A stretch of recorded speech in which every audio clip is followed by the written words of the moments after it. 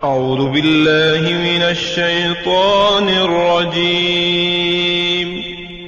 پناہ مانگتا ہوں میں اللہ کی شیطان مردود سے۔ بسم اللہ الرحمن الرحیم۔ شروع اللہ کے نام سے جو بڑا مہربان نہایت رحم والا ہے۔ دا باٹم لائن کے ناظرین کرام السلام علیکم۔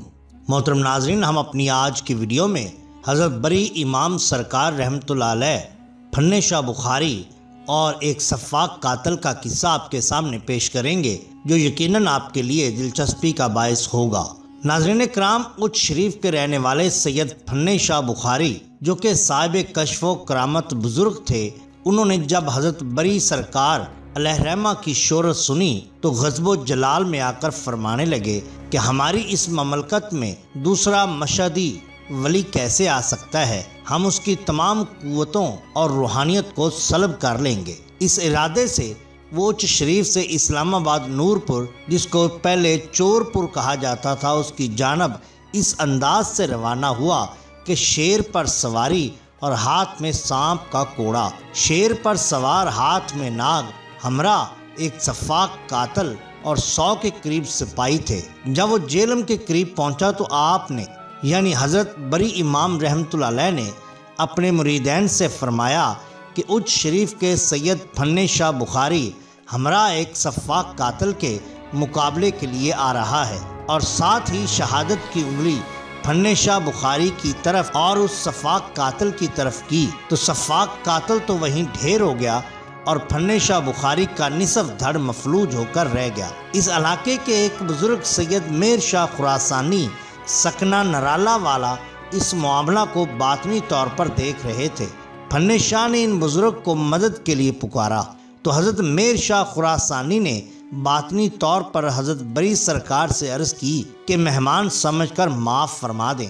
آپ نے فرمایا کہ اگر وہ مہمان بن کر آ رہا ہے تو بے شک آئے اور میں اسے اس مصیبت سے آزاد کرتا ہوں۔ چنانچہ پھنے شاہ بخاری مہمان بن کر آپ کے پاس پہنچا۔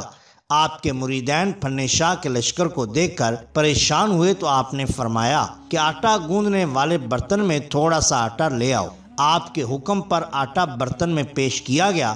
آپ نے اپنے دست مبارک سے آٹا گوندا اور مریدین سے فرمایا کہ میرا رومال اس پر ڈھکے رہنے دینا، حسب ضرورت آٹے کے پیڑے بناتے جاؤ، روٹی پکاتے جاؤ۔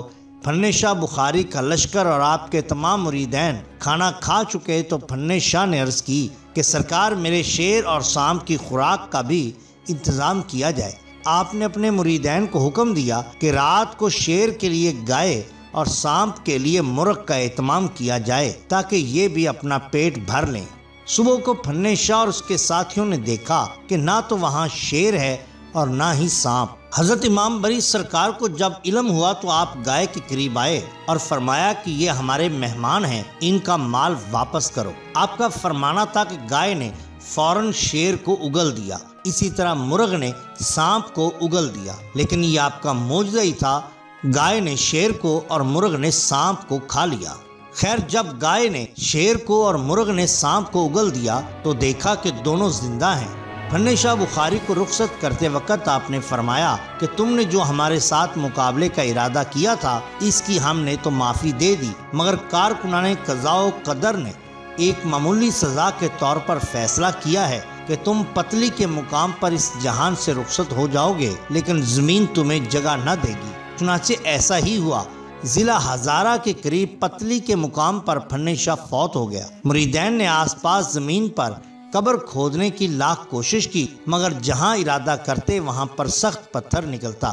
چنانچہ مجبور ہو کر میت کو ساتھ لیے پھرتے رہے، جہاں پڑاؤ کرتے رہے زمین پتھریلی نکلتی رہی، یہاں تک کہ پھنے شاہ کے مریدوں کا یہ قافلہ سری نگر کے راستے میں چناری کے مقام پر تقیہ رنگ امام کے سامنے دریا کے کنارے پہنچا، جہاں انہوں نے پھنے شاہ کی میت کو ایک تابوت میں بند کر کے لوہے کی زنجیریں لگا کر درخت کے کنارے لٹکا دیا، جہاں وہ آج تک موجود ہے، اور اس تابوت کو کشمیر جانے والے سینکڑوں لوگ اپنی آنکھوں سے دیکھ چکے ہیں۔ بالکل اسی طرح بیان کیا جاتا ہے کہ ایک دیو جو کہ آپ کی چلاگاہ کے قریب ہی کہیں مقیم تھا، دوران عبادت آپ کو پریشان کرتا تھا۔ آپ نے کئی بار اس سے فرمایا کہ میری عبادت میں خلل ڈالنے سے باز آ جاؤ، مگر وہ اپنی سرکشی سے باز نہ آیا۔ ایک روز آپ نے سرکش کو غصے میں آ کر پکڑا اور پوری طاقت سے دور پھینک دیا۔ وہ دیو اوندے منہ ایک پہاڑی پر جا گرا اور وہیں پتھر کھا ہو گیا۔